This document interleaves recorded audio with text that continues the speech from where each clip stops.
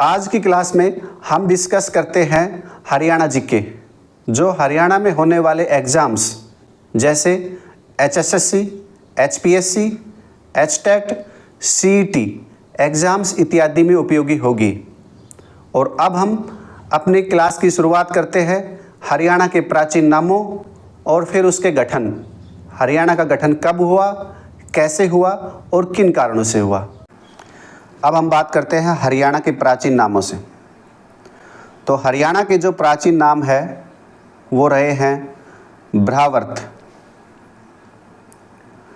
ब्रह्मोपदेश। ये दोनों ही नाम जो है भगवान ब्रह्मा जी के नाम से हरियाणा को मिले हैं। हरियाणा को प्राचीन समय में आर्यवर्त कहकर भी संबोधित किया गया है।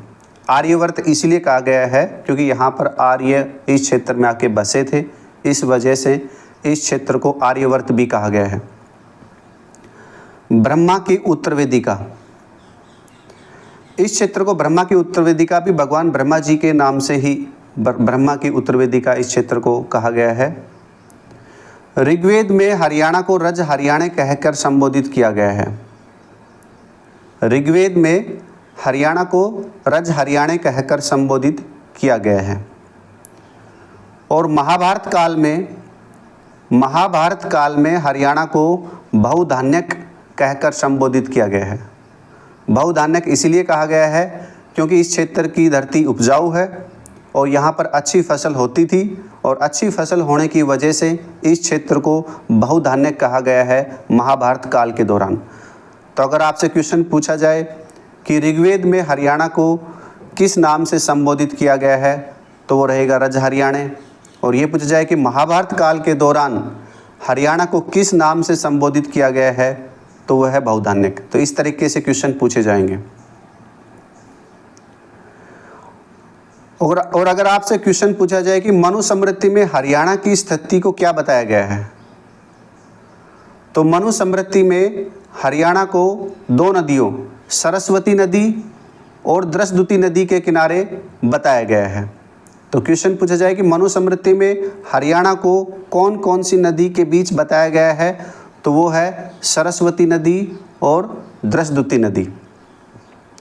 जबकि वेदों में हरियाणा को सरस्वती नदी के किनारे बताया गया है।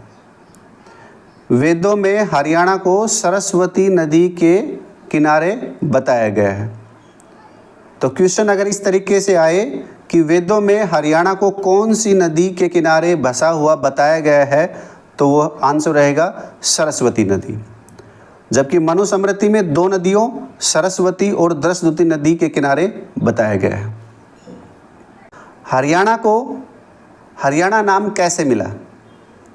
ऐतिहासिक अभिलेखों के अनुसार, अभिलेख क्या होते हैं? अभिलेख प्राय कोई कठोर धातु की या पत्थर की बनी हुई कोई वस्तु होती है, जैसा कि फोटो में दिखाया गया है, और उस पर किसी नुकीली चीज़ से उकेर कर लिखा हुआ होता है। और ऐसी वस्तुएं जब पुरातत्व विभाग को इस क्षेत्र में खुदाई करते वक्त मिली, उन अभिलेखों से ज्ञात हुआ कि इस क्षेत्र को पुराने समय में हरियंक कहा गया है, और उसी हरियंक शब्द से यह हरियाणा शब्द आया है। तो ऐसे 5 अभिलेख इस क्षेत्र में खुदाई करते वक्त मिले हैं जिसमें हरियाणा को हरियंक कहकर संबोधित किया गया है। ये है बोहरगांव रोहतक अभिलेख। बोहरगांव रोहतक अभिलेख, यह है अभिलेख बोहरगांव जो रोहतक में पड़ता है, वहाँ पर खुदाई करते वक्त मिला था। उसमें हरियाणा को हरियंक कहकर संबोधित किया गया है, हरियाणा को हरियंक कहा गया है उस अभिलेख में। इसके अलावा सोनीपत में जो है सोनीपत प्रस्तर फलक अभिलेख है, उसमें भी हरियाणा को हरियंक कहा गया है। पालम बावड़ी अभिलेख जो दिल्ली में है, पालम बावड़ी अभिलेख, उसमें भी हरियाणा के लिए हरियंक शब्द यूज किया गया है। सरबन कूप अभिलेख जो आज दिल्ली में कनॉट प्लेस है, वहाँ पर कभी एक गांव हुआ करता था सरबन गांव, और उस गांव में खुदाई करते वक्त जो अभिलेख मिले हैं उसमें हरियाणा को हरियंक शब्द से संबोधित किया गया है। नारायण आज जो है दिल्ली में है, नारायण नाम से जाना जाता है और नारायण नाम से इसको जाना जाता है। तो वहाँ पर जो खुदाई करते वक्त जो अभिलेख मिला है, नारायण कूप अभिलेख जिसको नाम मिला है, तो उसमें भी हरियाणा को हरियंक कहकर संबोधित किया गया है। तो इस तरह से ये 5 अभिलेख हैं, भोरगांव रोहतक अभिलेख, सोनीपत प्रस्तर फलक अभिलेख, पालम बावड़ी अभिलेख, सरबन कूप अभिलेख, नारायण कूप अभिलेख, इन सब में हरियाणा को हरियंक कहकर संबोधित किया गया है। इनमें से जो पालम बावड़ी अभिलेख है उसमें हरियाणा को धरती का संवरक बताया गया है।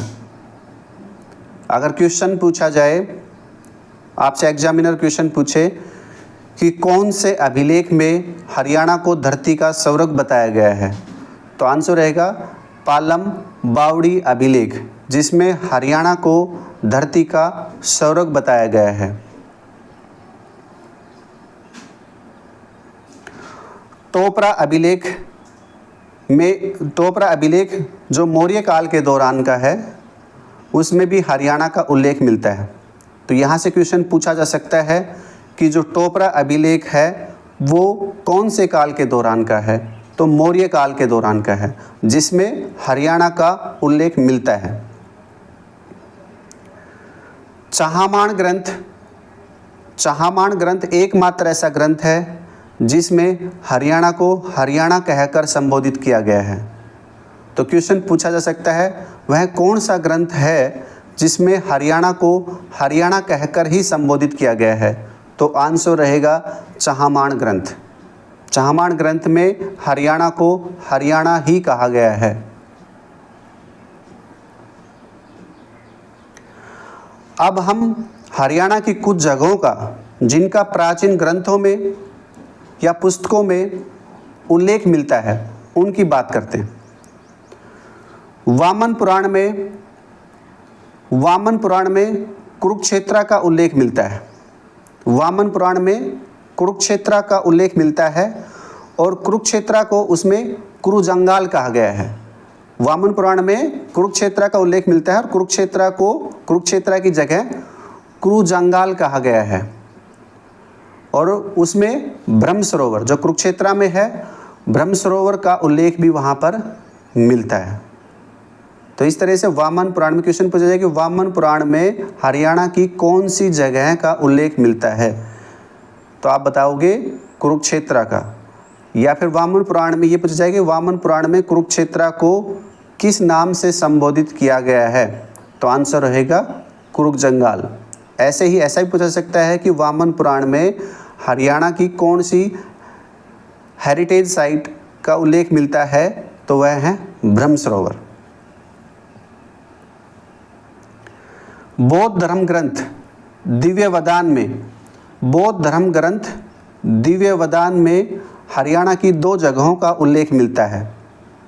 बौद्ध धर्म ग्रंथ दिव्य वदान में हरियाणा की 2 जगहों का उल्लेख मिलता है, एक है रोहतक और दूसरा है अग्रोहा।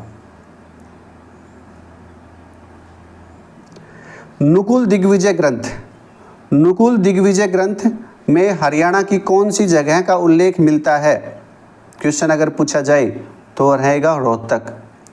नुकुल दिग्विजय ग्रंथ में रोहतक का उल्लेख मिलता है। पाणिनि की अष्टाध्यायी में कैथल और कालका का उल्लेख मिलता है। तो क्वेश्चन पूछा जा सकता है, एग्जामिनर आपसे एग्जाम्स में क्वेश्चन पूछ सकता है कि पाणिनि की अष्टाध्यायी में कैथल को क्या कहा गया है। कैथल को कपिस्थल कहा गया है और कालका को क्या कहा गया है, तो कालकूट कहकर संबोधित किया गया है। हर्षवर्धन के जो राजकवि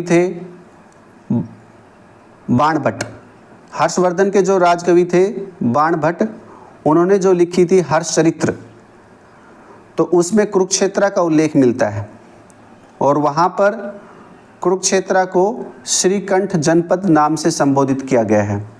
तो क्वेश्चन पूछा जाए कि बाणभट्ट की हर्षचरित्र में कुरुक्षेत्र को किस नाम से संबोधित किया गया है? तो आंसर रहेगा श्रीकंठ जनपद। तो ये हरियाणा की कुछ जगह हैं जिनका प्राचीन ग्रंथों में या पुस्तकों में उल्लेख मिलता है। अब हम बात करते हैं ब्रिटिश राज के दौरान हरियाणा की स्थिति क्या क्या रही थी। तो हरियाणा 1803 में Haryana British east India company को सौंप दिया गया था और सुरजी अंजन गांव की संधि के तहत सौंपा गया था। 1803 में हरियाणा को ब्रिटिश ईस्ट इंडिया कंपनी को सुरजी अंजन गांव की संधि के तहत सौंपा गया था 1803 में। उसके बाद 1833 में हरियाणा उत्तर प्रदेश का हिस्सा बना दिया गया था। 1833 में हरियाणा उत्तर प्रदेश का हिस्सा बना दिया गया था और उस समय उत्तर प्रदेश को उत्तर पश्चिम प्रांत कहा जाता था। तो इसलिए 1833 में हरियाणा उत्तर पश्चिम प्रांत और विशेष रूप से अगर कानपुर का हिस्सा बना था तो 1833 में हरियाणा उत्तर पश्चिम प्रांत का हिस्सा बना दिया गया था। फिर उसके बाद 1858 में जिससे हम पंजाब से अलग होकर हरियाणा बना है, 1858 में हरियाणा पंजाब का हिस्सा बना था। उससे पहले हरियाणा पंजाब का हिस्सा नहीं हुआ करता था। तो अगर क्वेश्चन पूछा जाए कि हरियाणा पंजाब का हिस्सा कब बना था तो 1858 में। 1858 में हरियाणा पंजाब का हिस्सा बना दिया गया था। अब बात करते हैं कि पंजाब से हरियाणा को अलग करने की मांग कब शुरू हुई। तो सबसे पहले 1907 में अलग हरियाणा की मांग की थी लाला लाजपत राय और आसिफ अली ने। 1907 में सर्वप्रथम अलग हरियाणा की मांग इन दो स्वतंत्रता सेनानियों ने की थी, लाला लाजपत राय और आसिफ अली ने। जब प्रथम विश्व युद्ध के दौरान ब्रिटिश सरकार ने सैन्य भर्ती अभियान हरियाणा में चलाया था तो उस समय पंडित नेकीराम जो यहाँ लीडर थे, हरियाणा के लीडर थे, उन्होंने इस सैन्य भर्ती का विरोध किया था। प्रथम विश्व युद्ध के दौरान हरियाणा से ब्रिटिश सरकार ने जब सैन्य भर्ती अभियान चलाया था उसका विरोध पंडित नेकीराम ने किया था। फिर 1926 में पीरजादा मोहम्मद हुसैन ने हरियाणा को पंजाब से निकालकर दिल्ली में मिलाने की मांग की थी। 1926 में स्वागत कमेटी के अध्यक्ष थे पीरजादा मोहम्मद हुसैन। उन्होंने हरियाणा को पंजाब से निकालकर दिल्ली में मिलाने की मांग की थी और इसी मांग को वर्ष 1928 में 2 साल बाद दिल्ली प्रदेश कमेटी ने भी उठाया कि हरियाणा को पंजाब से अलग करके दिल्ली में मिला दिया जाना चाहिए। तो इस तरह से अलग हरियाणा की मांग होने लगी। उसके बाद द्वितीय गोलमेज सम्मेलन में जोफ्री कॉर्बेट ने केवल हरियाणा की अम्बाड़ा डिवीज़न को पंजाब से अलग करने की मांग की थी। द्वितीय गोलमेज सम्मेलन में जोफ्री कॉर्बेट ने अम्बाड़ा डिवीज़न को पंजाब से अलग करने की मांग की थी। 9 सितंबर 1932 को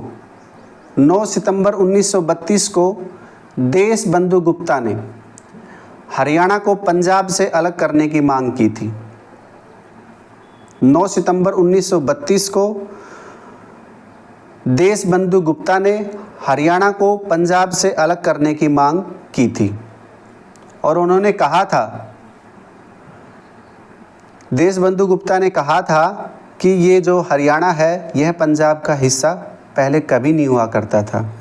उन्होंने कहा था कि हिंदी भाषी क्षेत्र पंजाब का हिस्सा नहीं रहा है और 1858 में ही तो हरियाणा पंजाब का हिस्सा बना था।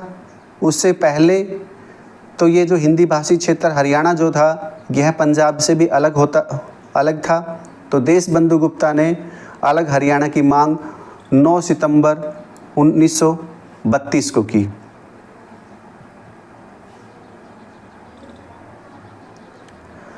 अब बात करते हैं आज़ादी के बाद।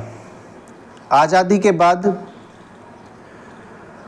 पंजाब जो है पंजाबी भाषा को राज्य की भाषा बनाना चाह रहा था और शिक्षा का आधार बनाना चाह रहा था।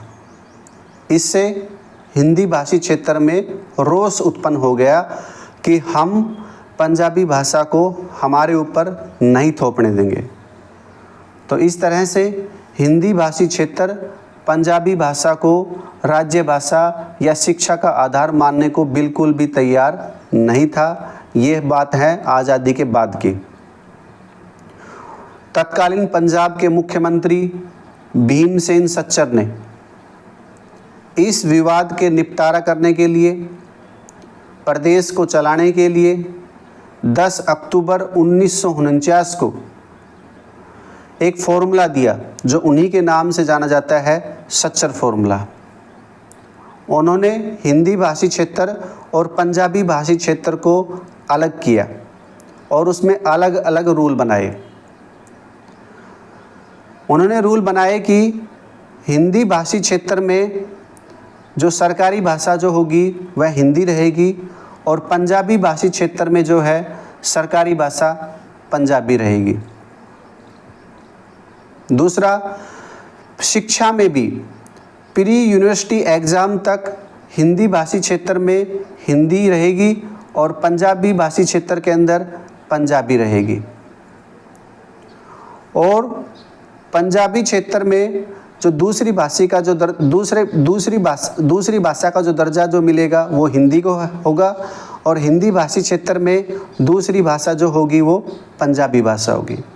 इस तरह से पंजाब के तत्कालीन मुख्यमंत्री भीमसेन सच्चर ने ये सब नियम बनाए, सच्चर फॉर्मूला जिस नाम से जाना जाता है, और प्रदेश को चलाने की कोशिश की और यह विवाद लगभग दब भी गया और प्रदेश स्मूथली चलने लगा। फिर हुआ कि 1 अक्टूबर 1953 को आंध्र प्रदेश भाषा के आधार पर देश में पहला राज्य बना और हरियाणा की मांग भी तो कुछ ऐसी ही थी। वह भी तो भाषा के आधार पर अलग प्रदेश बनाने की मांग कर रहा था, पंजाब से अलग।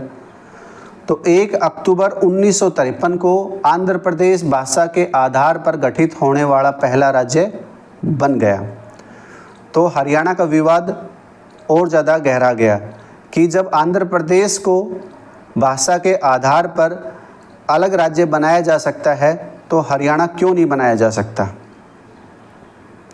और देश में और भी कई राज्य थे जो भाषा के आधार पर दूसरे राज्यों से अलग होना चाहते थे, वो भी विवाद खड़े करने लग गए कि हमें भी भाषा के आधार पर अलग कर दिया जाना चाहिए। इस मुद्दे को भारत सरकार ने समझा और जिस साल आंध्र प्रदेश बना था 1953 में, उसी साल 1953 में ही भारत सरकार ने राज्य पुनर्गठन आयोग गठित किया। राज्य पुनर्गठन आयोग फैजल अली की अध्यक्षता में उन्होंने गठित किया और उसको ये काम दिया कि देश में ऐसे प्रदेशों को पहचानिए जहाँ पर अलग भाषा के आधार पर अलग राज्य बनाए जा सकते हैं। उन्होंने अपनी रिपोर्ट 3 साल में तैयार की और 1956 में जब अपनी रिपोर्ट दी तो उनकी रिपोर्ट के आधार पर देश में 14 राज्य बने और कुछ केंद्र शासित प्रदेश भी बने। परंतु भाषाई आधार पर पंजाब के विभाजन की मांग को अस्वीकार कर दिया गया। अब राज्य पुनर्गठन आयोग ने जो रिपोर्ट दी थी उसके आधार पर हरियाणा पंजाब से अलग नहीं उसका। जब भाषा के आधार पर इतने प्रदेश बन रहे थे फिर भी हरियाणा को पंजाब से अलग नहीं किया गया।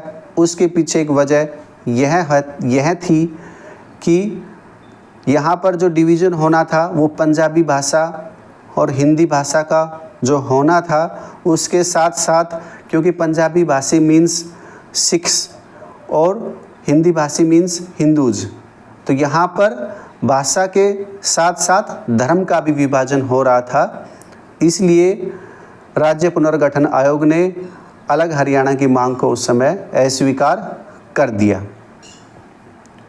फिर क्या हुआ, यह हरियाणा हिंदी भाषी क्षेत्र का विवाद और पंजाबी भाषी क्षेत्र भी अलग होना चाह रहा था, तो यह विवाद और गहरा गया। और उस समय में जो पंजाब के मुख्यमंत्री थे, उन्होंने जो अब तक जो प्रदेश जो सच्चर फॉर्मूले से जो चलाया जा रहा था, सच्चर फॉर्मूले से जो प्रदेश को चलाया जा रहा था, उस समय के जो मुख्यमंत्री थे प्रताप सिंह कैरो ने यह कह दिया कि हम इस फॉर्मूले को लागू नहीं करेंगे। तो पंजाब सरकार के उस समय मुख्यमंत्री जिन्होंने सच्चर फॉर्मूले को लागू नहीं किया था, वो थे प्रताप सिंह कैरो। और फिर अनशन का दौर शुरू हो गया। 1960 में आमरण अनशन किया गया। हिंदी भाषी क्षेत्र के लिए बलवंत राय मित्तल ने आमरण अनशन किया और पंजाबी भाषी क्षेत्र के लिए मास्टर ताराचंद ने। मास्टर ताराचंद जो आज भी पंजाब में जो राजनीतिक पार्टी है शिरोमणि अकाली दल, उसके सदस्य थे। तो 1960 में आमरण अनशन हुआ। बलवंत राय मित्तल हिंदी भाषी क्षेत्र से और पंजाबी भाषी क्षेत्र से मास्टर ताराचंद ने आमरण अनशन शुरू कर दिया और मांग की हमें अलग हरियाणा और अलग पंजाब चाहिए, मीन्स पंजाब का विभाजन चाहिए। और यह अनशन कामयाब नहीं हुआ। 1965 में फिर से अनशन की घोषणा की गई। फतेह सिंह ने इस बार घोषणा की, फतेह सिंह ने। फतेह सिंह भी शिरोमणि अकाली दल के ही सदस्य थे, तो उन्होंने भी अलग पंजाबी सूबे के लिए 1965 में आमरण अनशन की घोषणा की। तो इस तरह 1965 में पंजाबी सूबे की स्थापना के लिए फतेह सिंह ने फिर से आमरण अनशन की घोषणा की। उसके बाद भारत सरकार ने विचार बना लिया और भारत सरकार ने 23 सितंबर 1965 को भारत सरकार ने सरदार हुकम सिंह जो लोकसभा के अध्यक्ष थे, तीसरी लोकसभा के अध्यक्ष थे, की अध्यक्षता में पंजाब विभाजन पर विचार करने के लिए एक संसदीय समिति बनाई। तो 23 सितंबर 1965 को भारत सरकार ने सरदार हुकम सिंह की अध्यक्षता में पंजाब विभाजन पर विचार करने के लिए एक संसदीय समिति का गठन कर दिया। यह पहली समिति थी, एक संसदीय समिति थी जिसका गठन पंजाब विभाजन के लिए किया गया था। उसके बाद 23 अप्रैल 1966 को इसी संसदीय समिति ने सिफारिश की थी कि अब हम हरियाणा को पंजाब से अलग तो कर देंगे, पर यह कौन पहचान करेगा कि कौन सा क्षेत्र, कहाँ तक का क्षेत्र हिंदी भाषी क्षेत्र है और कहाँ तक का क्षेत्र पंजाबी भाषी क्षेत्र है। तो जो सीमांकन का जो कार्य है वो करने के लिए संसदीय समिति ने सिफारिश की कि एक सीमा आयोग बनाया जाए। तो 23 अप्रैल 1966 को सर्वोच्च न्यायालय के न्यायाधीश श्री जयंतीलाल छोटेलाल शाह, शॉर्ट फॉर्म में कहें तो जेसी शाह की अध्यक्षता में एक आयोग बनाया गया, जेसी शाह आयोग, जिसका काम था हिंदी भाषी क्षेत्र और पंजाबी भाषी क्षेत्र का सीमांकन करना। और उनके साथ 2 सदस्य और थे, एक MM फिलिप थे और दूसरे S दत्तू थे। इनका काम था पंजाब और हरियाणा को अलग करने के लिए उनकी सीमाओं का निर्धारण करना, ये इनको काम दिया गया था। और ये जो सीमा आयोग जो है यह इस संसदीय समिति की सिफारिश पर बनाया गया था। 23 अप्रैल 1966 को बनाया गया था। शाह आयोग ने अपनी रिपोर्ट, अब ये बनी थी सीमा आयोग, शाह आयोग 23 अप्रैल 1966 को बना था। 23 अप्रैल 1966 को बना था और उसने जल्दी ही अपनी रिपोर्ट भी दे दी। 31 मई को, अप्रैल में बनी थी, मई में 31 मई 1966 को अपनी रिपोर्ट दे दी। सीमा आयोग ने अपनी रिपोर्ट दे दी और उन्होंने जो सुझाव दिया, उन्होंने कहा अपनी रिपोर्ट में कि ये जो 5 डिस्ट्रिक्ट्स हैं, हिसार, रोहतक, गुरुग्राम, करनाल और महेंद्रगढ़, ये सारे के सारे हिंदी भाषी हैं, तो इनको हरियाणा का हिस्सा होना चाहिए। इनके अलावा कुछ तहसीलें भी हैं कुछ ज़िलों में, तो जो तत्कालीन संगरूर ज़िला था, संगरूर ज़िला है, उसकी जो जिंद और जो नरवाना जो तहसील है, जिंद और नरवाना तहसील है, उसको भी सीमा आयोग ने माना कि यह है हिंदी भाषी है, तो इसको हरियाणा का हिस्सा बनना चाहिए। उसके साथ साथ अम्बाड़ा ज़िले में भी कुछ एक तहसील है, नारायणगढ़, अम्बाड़ा और जगाधरी। इन 3 तहसीलों को भी सीमा आयोग ने हिंदी भाषी माना। तो ये तीनों पॉइंट्स तो सक्सेसफुल रहे। इसके अलावा जो सीमा आयोग ने एक पॉइंट और दिया था अपनी रिपोर्ट में, उन्होंने कहा था कि जो खरड़ तहसील है वो भी हिंदी भाषी क्षेत्र है और चंडीगढ़ जो है उसको भी हरियाणा को दिया जाना चाहिए। परंतु सीमा आयोग की इस बात को पूरी तरह से, इस रिपोर्ट को पूरी तरह से नहीं माना गया और खरड़ तहसील में जो पिंजौर और मनी माजरा कानूनों सर्किल जो पड़ता है, केवल यही छोटा सा हिस्सा हरियाणा को दिया गया। बाकी खरड़ तहसील और चंडीगढ़ को हरियाणा को नहीं दिया गया। बाद में चंडीगढ़ को पंजाब और हरियाणा दोनों ही की राजधानी बना दिया गया और चंडीगढ़ यूनियन टेरिटरी बनी गया। तो यह शाह आयोग की रिपोर्ट थी। 31 मई 1966 को इन्होंने अपनी रिपोर्ट दी थी। तो इस तरह सीमा आयोग ने सीमांकन कर दिया था। फिर सीमा आयोग ने जो सिफारिश की कि अब हरियाणा अलग किया जा सकता है, तो सीमा आयोग की जो सिफारिशों पर भारत सरकार ने 18 सितंबर 1966 को संसद में एक बिल लाए, पंजाब पुनर्गठन विधेयक 1966 के नाम से, जो कि 7वें संविधान संशोधन के माध्यम से लाया गया था। सीमा आयोग की सिफारिश पे लाया गया था। 18 सितंबर 1966 को लाया गया था। 18 सितंबर 1966 को सीमा आयोग की सिफारिश पर भारत सरकार ने 7वें संविधान संशोधन से पंजाब पुनर्गठन विधेयक 1966 पारित किया और इस प्रकार लंबे संघर्ष के बाद 1 नवंबर 1966 को हरियाणा 17वें राज्य के रूप में गठित हुआ। 1 नवंबर 1966 को हरियाणा गठा 17वां राज्य था देश में और हरियाणा के 7 ज़िले थे जब हरियाणा गठित हुआ था। हिसार, शॉर्ट फॉर्म में कहे तो हरियाणा, जीके, एमजे, ये 7 ज़िले थे। हिसार, अम्बाड़ा, रोहतक, गुड़गांव, करनाल, महेंद्रगढ़ और जिंद। तो ये जब हरियाणा गठन हुआ तो हरियाणा के ये 7 ज़िले थे। इन 7 ज़िलों में से जो सबसे बड़ा जो ज़िला था वह तो हिसार था और इनमें सबसे छोटा जो ज़िला था वो जिंद था। अब तो हम जानते हैं कि हरियाणा में ज़िलों की संख्या काफ़ी बढ़ गई है। इन 7 ज़िलों में से जो हरियाणा का हिस्सा नहीं हुआ करता था वो था महेंद्रगढ़। महेंद्रगढ़ वास्तव में आज़ादी के बाद 8 अलग अलग रियासतों का थोड़ा थोड़ा हिस्सा लेके महेंद्रगढ़ को गठित किया गया था और पंजाब का हिस्सा बना था। तो महेंद्रगढ़ का जो गठन है वो आज़ादी के बाद हुआ था। अगर क्वेश्चन पूछा जाए कि इन 7 ज़िलों में से जो हरियाणा को गठन करते वक्त जो मिले थे, इन 7 ज़िलों में से कौन सा हरियाणा का हिस्सा नहीं हुआ करता था, तो आंसर रहेगा महेंद्रगढ़, क्योंकि महेंद्रगढ़ को आज़ादी के बाद 8 अलग अलग रियासतों से कुछ क्षेत्र को लेके गठित किया गया था, बनाया गया था। हरियाणा अलग हुआ पंजाब से तो हरियाणा के हिस्से में आया 35.18% हिस्सा।